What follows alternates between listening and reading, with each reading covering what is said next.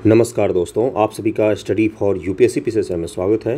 अक्टूबर 2022 का दृष्टि आईएएस का मैगजीन है, ये मंथली मैगजीन बीपीएससी के लिए मेरे हिसाब से एक ही है जिसका मंथली मैगजीन आता है और अच्छा होता है। देखो, मंथ बाय मंथ अगर आप करंट अफेयर तैयार करते जाओगे ना तो एग्ज़ाम से पहले आपके ऊपर बर्डन नहीं आता है ना।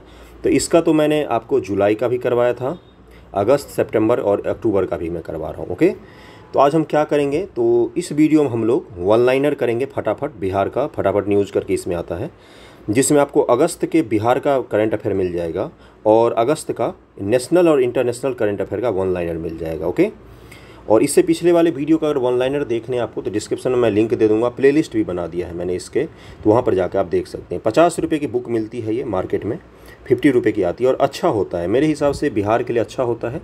आज हम लोग वन लाइनर करेंगे इससे।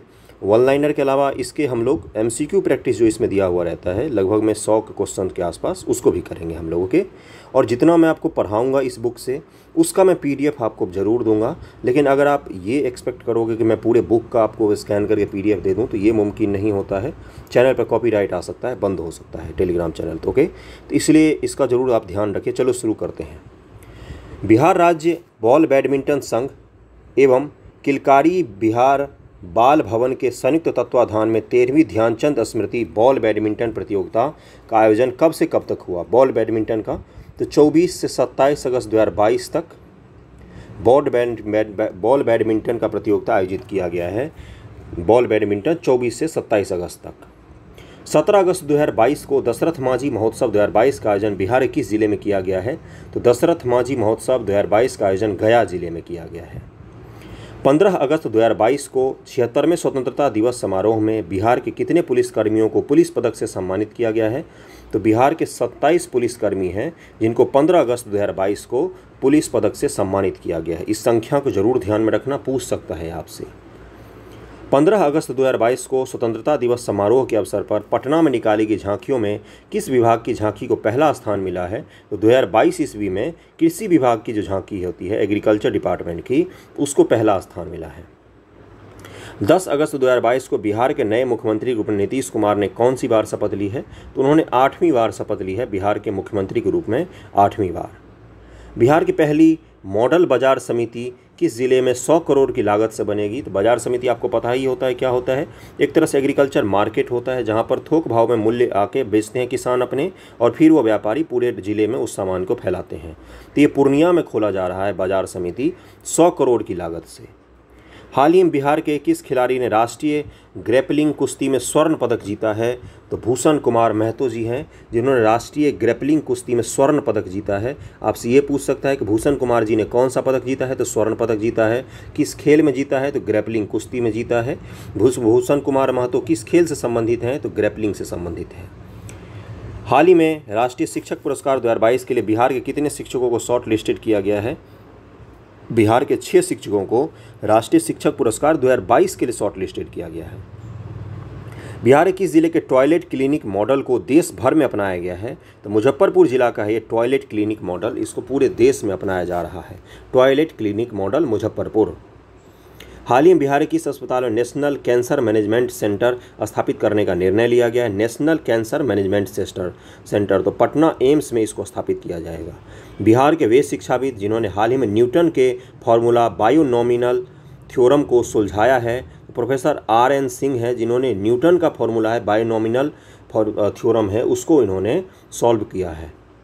हाल ही बिहार सरकार ने पटना व सोनपुर के मध्य किस टापू पर माँ गंगा की 101 मीटर ऊंचा प्रतिमा स्थापित करने का निर्णय लिया है? तो सबलपुर में बिहार सरकार 101 मीटर ऊंची प्रतिमा स्थापित करेगी।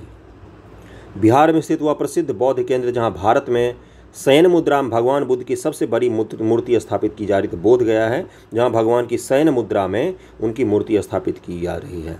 शयन मुद्रा में मूर्ति किस चीज़ का प्रतीक होता है? तो महापरिनिर्वाण का प्रतीक होता है, महात्मा बुद्ध का। हाल ही बिहार सरकार द्वारा राज्य में पक्षियों की प्रजाति से संबंधित गणना रिपोर्ट में कुल कितनी प्रजातियों को शामिल किया गया है? तो 202 प्रजातियों को शामिल किया गया है। ओके, अगले पर चलते हैं कि इस देश के 60वें इस्कॉन मंदिर का उद्घाटन हाल ही बिहार के किस शहर में किया गया है? तो पटना शहर में किया गया। मैंने फोटो देखा है, बहुत ही सुंदर है। पटना के जो लोग घूमने गए होंगे वो बता सकते हैं कैसा है।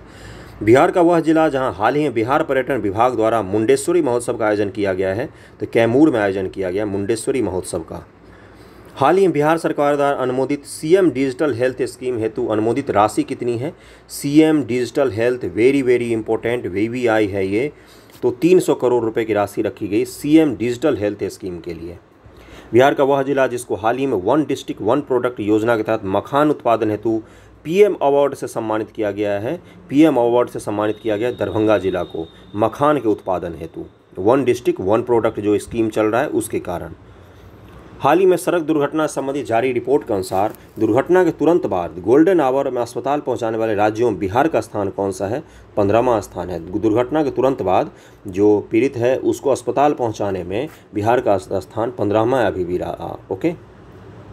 हाल ही में जारी आंकड़ों के अनुसार देश के 10 सर्विसेज पुलिस थानों में शामिल रामपुर चौरम थाना बिहार के किस जिले से संबंधित है?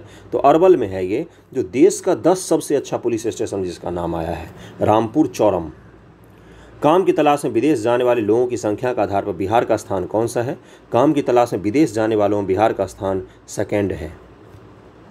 हाल ही में चर्चा में आया भिखारियों द्वारा स्थापित बैंक बिहार के किस जिले में है? तो मुजफ्फरपुर में भिखारियों ने अपना बैंक ही स्थापित कर लिया। बताओ, हाल ही में बिहार सरकार ने कब तक राज्य को कालाजार मुक्त घोषित करने का लक्ष्य निर्धारित किया है?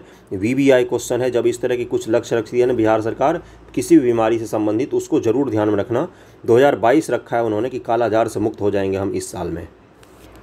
बिहार सरकार की वह योजना जिसको हाल ही में केंद्र सरकार ने मॉडल के रूप में स्वीकार करने की घोषणा की है, तो भिक्षावृत्ति निवारण योजना जो है ये केंद्र सरकार भी अपने स्तर पर पूरे देश में लागू करेगी। भिक्षावृत्ति निवारण योजना। हाल ही में 9वीं सीनियर राष्ट्रीय रग्बी प्रतियोगिता के फाइनल में बिहार ने किसको हराकर खिताब जीता है? तो रग्बी में बिहार ने वेस्ट बंगाल को हरा दिया है। 9वीं सीनियर राष्ट्रीय रग्बी प्रतियोगिता था ये। बिहार से संबंधित वे शिक्षक जिनका चयन हाल ही में अफ्रीकी देश तंजानिया में शिक्षा में नवाचार हेतु किया गया है, तो अजीत कुमार प्रभाकर हैं। ये बिहार से संबंधित टीचर हैं जिनको अफ्रीका के देश तंजानिया में शिक्षा में नवाचार यानी कि नई टेक्नोलॉजी को यूज करने के लिए चुना गया है इनको। हाल ही बिहार सरकार द्वारा नगर निगम के सफाई के ब्रांड एम्बेसडर के रूप में मनोनीत किया गया है, तो संजय मिश्रा को सब लोग जानते होंगे। हाल ही में शुरू किया गया गार्जियन ऑफ चंपारण अभियान संबंधित है किससे? तो वृक्षों के संरक्षण से है। तो आपसे ये भी पूछ सकता है वृक्षों के संरक्षण से निम्न से कौन सा कार्यक्रम संबंधित है? Guardian of Champaran. या ये पूछ सकता है गार्जियन ऑफ चंपारण किससे संबंधित है?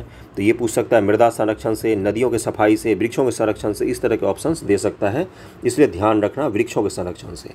हाल ही में BPSC के नए अध्यक्ष कौन बने हैं? तो द फेमस हमारे एकमात्र अतुल प्रसाद जी, जानते ही होंगे सब लोग।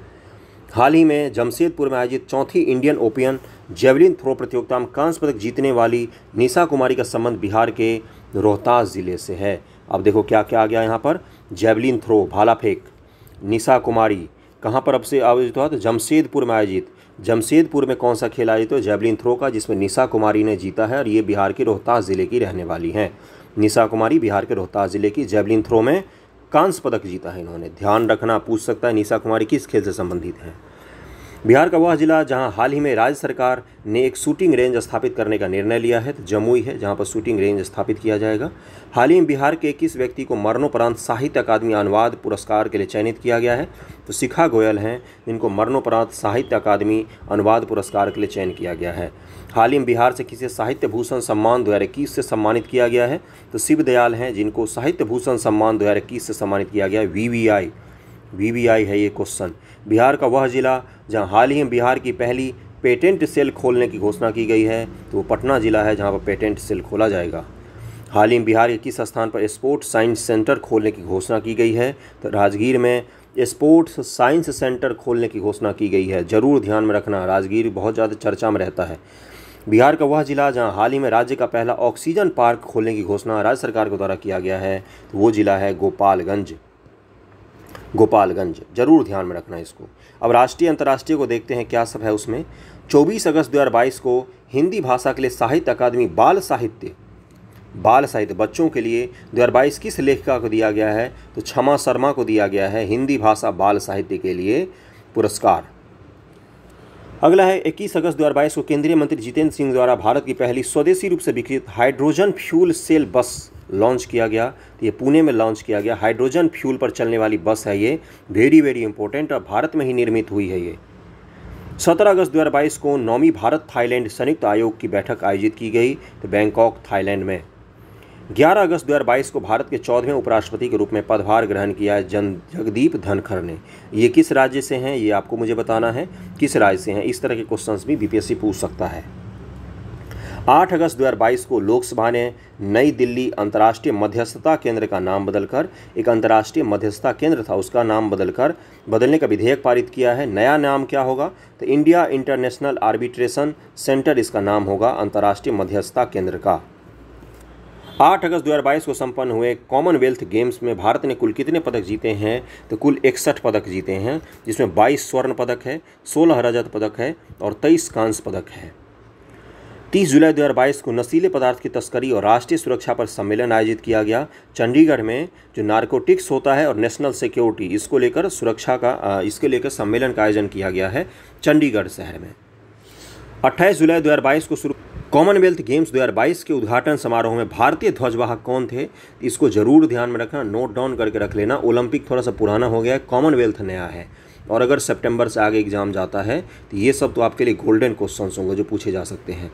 तो पीवी सिंधु और मनप्रीत सिंह थे उद्घाटन समारोह में भारत के ध्वजवाहक थे ये दोनों। वेदांतथंगल पक्षी अभयारण्य एवं कुंथनकुल पक्षी अभयारण्य, जिन्हें हाल ही में रामसर स्थल घोषित किया गया है, तमिलनाडु राज्य में स्थित है। 74 के करीब में रामसर स्थल है अपने देश में, है ना, 74 है, तमिलनाडु में है ये दोनों। कौन कौन सा, वेदांतथंगल पक्षी अभयारण्य और कुंथनकुल पक्षी अभयारण्य। नई दिल्ली में हाल ही में 2 दिवसीय राष्ट्रीय सुरक्षा रणनीति सम्मेलन 2022 का उद्घाटन किसके द्वारा किया गया तो गृह मंत्री अमित शाह जी के द्वारा किया गया है। सहकारिता मंत्रालय भी इन्हीं के पास है, जरूर ध्यान में रखना, नया मंत्रालय शुरू किया गया है। पालन 1000 राष्ट्रीय अभियान और पेरेंटिंग ऐप को किसके द्वारा मुंबई में लॉन्च किया गया तो भारती प्रवीण परवार, केंद्रीय स्वास्थ्य राज्य मंत्री के द्वारा इसको लॉन्च किया गया। किस राज्य या केंद्र शासित प्रदेश के मुख्यमंत्री ने एक राष्ट्रीय मिशन मेक इंडिया नंबर 1 की शुरुआत की है तो आम आदमी पार्टी दिल्ली अरविंद केजरीवाल जी ने इसकी शुरुआत की है, मेक इंडिया नंबर 1 की शुरुआत की है। इजराइल के राष्ट्रपति इसाक हर्जोग ने हाल ही में पुस्तक इंडियंस एट हेरोडोट्स गेट के हिब्रू अनुवाद का अनावरण किया है। हिब्रू भाषा कहाँ का है तो इजराइल का है। इस पुस्तक के लेखक कौन है तो नवतेज सरना है इसके लेखक। भारत ने हाल ही में किस देश की नौसेना को उसकी समुद्री सुरक्षा को मजबूत करने के लिए एक ड्रोनियर समुद्री टोही विमान उपहार स्वरूप में भेंट किया है तो श्रीलंका को ये टोही विमान भेंट किया है। एशिया के सबसे पुराने फुटबॉल टूर्नामेंट डुरंड कप 2022 131वां संस्करण हुआ है, इसका 131 संस्करण था, समझ लो कब से चल रहा है। मेजबानी करने वाला राज्य कौन सा है तो पश्चिम बंगाल, असम और मणिपुर है, जहां पर डुरंड कप का आयोजन किया गया 2022। बीसीसीआई के पूर्व सचिव व झारखंड राज्य क्रिकेट संघ के पूर्व अध्यक्ष, जिनका हाल ही में रांची में झारखंड में निधन हो गया, अमिताभ चौधरी इनका नाम था। International federation of association football FIFA ने हाल ही में किस देश के फुटबॉल महासंघ पर प्रतिबंध लगा दिया गया, इसको अपडेट करना कि ये प्रतिबंध खत्म कर दिया गया है। भारत पर प्रतिबंध लगा दिया था, भारत को सस्पेंड कर दिया था फीफा के मेंबरशिप से, इसको एक बार जरूर अपडेट करना, ये फिर से ये प्रतिबंध हटा दिया गया है ना। अगले पर चलते हैं। केंद्र सरकार ने विभिन्न मंत्रालय, विभाग और एजेंसियों के सभी पुरस्कारों के एक मंच पर लाने के लिए कौन सा पोर्टल लॉन्च किया है, राष्ट्रीय पुरस्कार पोर्टल को लॉन्च किया है। सभी मंत्रालय, विभाग और एजेंसी के सभी पुरस्कारों को एक ही मंच पर लाया जाएगा। किस केंद्रीय मंत्री ने नई दिल्ली में राष्ट्रीय स्वचालित फिंगरप्रिंट पहचान प्रणाली का उद्घाटन किया तो केंद्रीय गृह मंत्री अमित शाह जी ने। वह IFS अधिकारी जिनकी हाल ही प्रधानमंत्री कार्यालय में डायरेक्टर के पद पर नियुक्ति की गई है कौन है तो श्वेता सिंह है, जिनको प्रधानमंत्री PMO कार्यालय में डायरेक्टर निदेशक के पद पर नियुक्त किया गया है। वह भारतीय जिन्हें हाल ही विश्व बैंक का मुख्य अर्थशास्त्री नियुक्त किया गया है तो इंदरमित गिल हैं, जिनको विश्व बैंक का मुख्य अर्थशास्त्री चीफ इकोनॉमिस्ट नियुक्त किया गया है। वह स्थान जहां हाल ही में पुरातत्व खुदाई के दौरान प्राचीन मंदिर और वेदी के अवशेष मिले हैं तो ये है सऊदी अरब। अल्फ हाउस सऊदी अरब में प्राचीन टेम्पल, आई रिपीट टेम्पल के और वेदी के अवशेष मिले हैं। वह देश जिसने हाल ही में मुद्रास्फीति से निपटने के लिए सोने के सिक्कों को कानून निविदा के रूप में लॉन्च किया है तो जिम्बाब्वे है, जो इन्फ्लेशन जो होता है मुद्रास्फीति उससे निपटने के लिए इसने सोने के सिक्के को मतलब लीगल मनी के रूप में मान्यता दी है। समझ रहे हो ना मैं क्या कह रहा हूँ। वह देश जिसने हाल ही में 2024 के बाद अंतर्राष्ट्रीय अंतरिक्ष स्टेशन छोड़ने का फैसला लिया है तो रूस है, जो इंटरनेशनल स्पेस स्टेशन को 2024 के बाद छोड़ देगा। वह वरिष्ठ वैज्ञानिक जो हाल ही में वैज्ञानिक एवं औद्योगिक अनुसंधान परिषद CSIR की पहली महिला महानिदेशिका बनी है, महानिदेशिका होगा, इसको ज़रूर नोट डाउन करके रख लेना। CSIR साइंटिफिक और इंडिया जो रिसर्च होता है, इंडस्ट्रियल रिसर्च औद्योगिक अनुसंधान परिषद जो होता है, ज़रूर ध्यान में रखना। पहली बार कोई महिला बनी है, लिख के रख लेना। नल्लाथम्बी कलाईसेल्वी, नल्लाथम्बी कलाईसेल्वी हैं जो CSIR की पहली महानिदेशिका बनी है महिला। वह केंद्रीय मंत्री जिन्होंने हाल ही में भोपाल में 23वें केंद्रीय क्षेत्रीय परिषद की बैठक की अध्यक्षता की, तो अमित शाह जी ने की है, केंद्रीय गृह मंत्री। हाल ही में अंडर 20 विश्व कुश्ती चैंपियनशिप में स्वर्ण पदक जीतने वाली पहली भारतीय महिला रेसलर कौन बन गई है? अंडर 20 विश्व कुश्ती चैंपियनशिप में तो अंतिम पंघाल हैं जिन्होंने ये जीता है, अंतिम पंघाल नाम है इनका। हाल ही में ओमिक्रॉन वेरिएंट के अनुरूप कोविड-19 वैक्सीन को अधिकृत करने वाला पहला देश कौन बन गया है? तो यूनाइटेड किंगडम बन गया है। हाल ही में आगामी 17वां प्रवासी भारतीय दिवस सम्मेलन 2023 भारत के किस शहर में आयोजित करने का निर्णय लिया गया है? तो इंदौर मध्य प्रदेश में 17वां प्रवासी भारतीय दिवस सम्मेलन 2023 का आयोजन किया जाएगा। आपको ये बताना है कि सामान्य तौर पर भारतीय प्रवासी दिवस किस तारीख को मनाया जाता है, और ये बहुत इंपॉर्टेंट तारीख है। हिस्ट्री में भी हम लोग इस तारीख को पढ़ते हैं। प्रवासी भारतीय दिवस किस तारीख को मनाया जाता है? पूछ चुका है BPSC में, इसलिए मैं कह रहा हूँ इंदौर में मनाया जाएगा। हाल ही में भारत ने किस नृत्य को संयुक्त राष्ट्र शैक्षणिक, वैज्ञानिक तथा सांस्कृतिक संगठन यूनेस्को की सांस्कृतिक सूची में शामिल करने के लिए नामित किया है? तो गरबा जो नृत्य है इसको यूनेस्को के जो वर्ल्ड हेरिटेज लिस्ट होता है उसमें शामिल करने के लिए बोला है। पहले से ही यूनेस्को में बहुत सारे हमारे नृत्य शामिल हैं, तो उन्होंने, भारत सरकार ने बोला है कि यूनेस्को के आप इसको भी रिकमेंड करिए, शामिल करिए, उस पर पुनर्विचार करिए। हाल ही में केंद्रीय पर्यावरण मंत्री भूपेंद्र यादव द्वारा तमिलनाडु के तिरुनेलवेली जिले में राज्य के 5वें हाथी रिजर्व के रूप में नामित किया गया है। तो अगस्तमलाई हाथी रिजर्व को तमिलनाडु राज्य का 5वां एलिफेंट रिजर्व के रूप में घोषित किया गया है। ओके। हाल ही में प्रथम खेलो इंडिया महिला हॉकी लीग 2022 अंडर 16 का शुभारंभ किया गया नई दिल्ली में। हाल ही में विदेश मंत्री डॉक्टर S जयशंकर ने किस देश में महात्मा गांधी के एक अर्ध प्रतिमा का अनावरण किया? तो पराग्वे में इसका किया है अनावरण। हाल ही में आयोजित कॉमनवेल्थ गेम्स 2022 में भारत ने किस खेल के तहत इतिहास में पहली बार कोई पदक जीता है? तो लॉन बॉल है, जिसमें 1 स्वर्ण और 1 पदक जीता है हमने कॉमनवेल्थ गेम में। हाल ही में कोलंबिया के पहले वामपंथी राष्ट्रपति के रूप में किसने शपथ ली है?